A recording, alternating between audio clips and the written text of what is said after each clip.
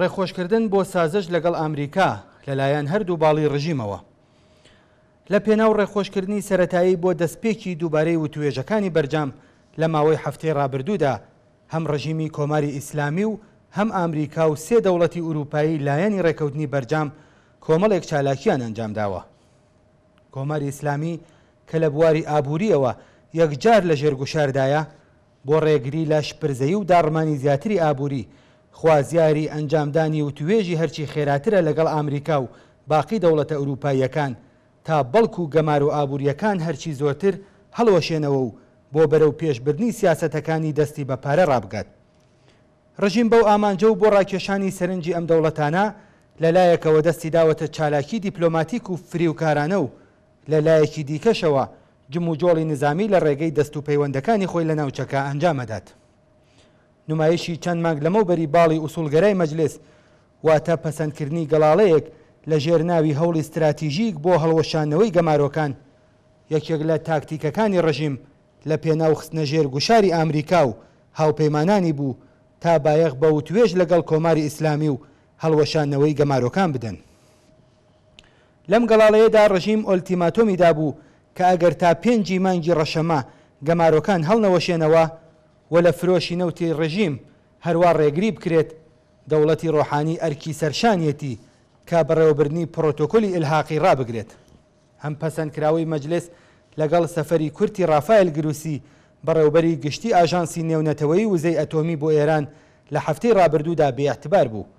لەم سەفەرەدا کۆماری ئیسلامی ناچار بە قبوڵکردنی ڕێکەوتنێک بوو کە تێیدا لەسەر بەکردەوە دەرهاتنی پرۆتۆکۆلی ئیلحاقی تاکید کراوە کەوا بوو بەرپرسانی ئەم ئاژانسە بەردەوام ئەتوانن بە شێوەی ڕانەگەیەندرا و سەردانی ناوەندە هەستەیەکانی کۆماری ئیسلامی بکەن.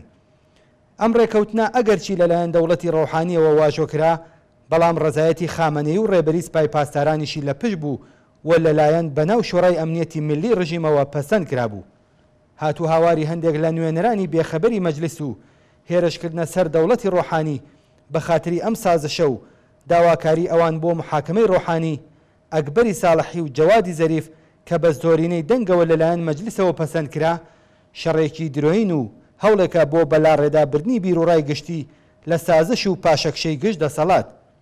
ئەوەش لە حاڵێکدا بوو کە قاڵیباف سەرۆکی مەجلس خۆی وەک ئەندامی ئەم شۆڕایە لەم پەسەندکراوەی شۆڕای ئەمنیەتی ملی ئاگادار بوو، بەڵام بە نوێنەرانی مەجلیسی نەدەوت کە ئەم سازشە تەنها لەلایەن دەوڵەتی ڕۆحانیەوە ئەنجام نەدراوە، بەڵکو ڕزایەتی خامنەییشی لە پشت بووە و گشت دەسەڵاتی ڕژیمی ناچار بە سازش و قبوڵکردنی ئەم ڕێکەوتنە کردووە.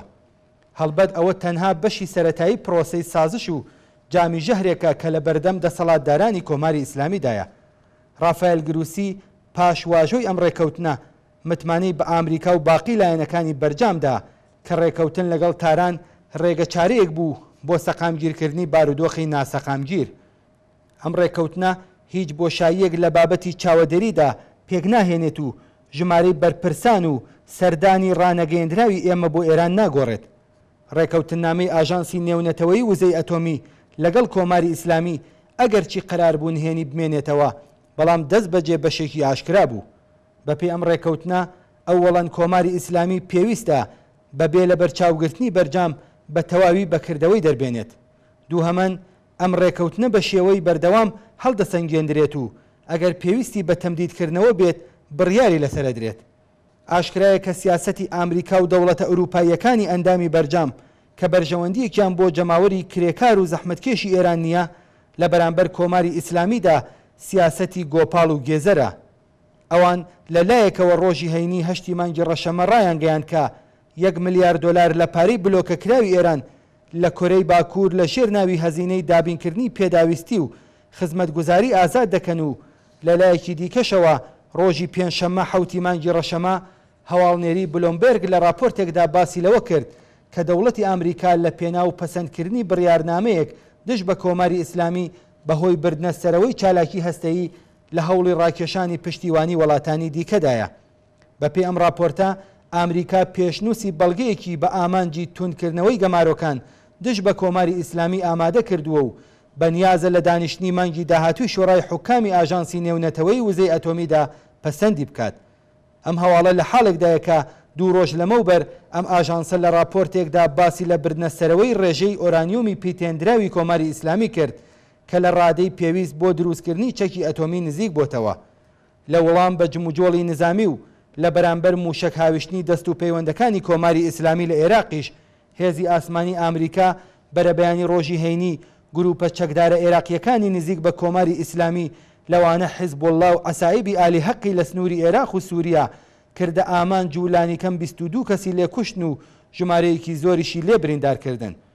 داسەپانی گشت ئەم گوشارانە لەلایەن ئامریکا و ڕۆژاوا بەسەر ڕژیمی کۆماری ئیسلامی تەنها بە ئامانجی ناچارکردنی ڕژیم بە هاوکاری و هاو ئاهەنگی زیاتر لەگەڵ خۆیان و کۆسپ نەخستنە سەر ڕێگەی بەڕێوەبردنی سیاسەتەکانیان لە ناوچەکە ئەنجامەدرێت و هیچ قازانجێکی بۆ جەماوەری ستەملێکراوی ئێران تێدا نییە. ئاشکرایە کە ئامریکا و باقی زلهێزە سەرمایەدارەکان بە هیچ شێوەیەک نایان هەوێ و بە قازانجیشیان نییە کە کۆماری ئیسلامی بڕوخێنن. بەڵام کێشەی سەرەکی ئەوەیە کە هەم کۆماری ئیسلامی و هەم هێزە ئیمپریالیستەکان بەنیازن هەزینەی بەڕێوەبردنی سیاسەتەکانیان بە گیان و ماڵی خەڵکی ستەملێکراوی ئێران دابین بکەن. چالاکی هاندەرانەی نظامی و هەوڵی دیپلۆماتیکی کۆماری ئیسلامی بەو ئامانجا نەتەنها نەیتوانیوە دەوڵەتی بایدن و دەوڵەتە سەرمایەداریەکانی ئوروپا لە بەرامبەر ڕژیمدا ناچار بە پاشەکشە بکات بەڵکو هیچ ئاکامێکیشی بێجگە لە درێژە و توندبوونەوەی گەمارۆکان بۆ خەڵکی ئێران نابێت. ئەم سیاسەتانە بۆتە هۆی کاردانەوەی هاوبەشی زیاتری ئەوان دژ بە کۆماری ئیسلامی و بەداخەوە درێژە و توندبوونەوەی زیاتری گەمارۆکانی لێ دەکەوێتەوە و ئەم گەمارۆ دژە مرۆیانەش دووکەڵەکەیان ڕاستە و خۆ دەچێتە چاوی جەماوەری هەژار و زەحمەتکێشی ئێرانەوە و سفرەی بێڕەونەقیان بەتاڵتر دەکات.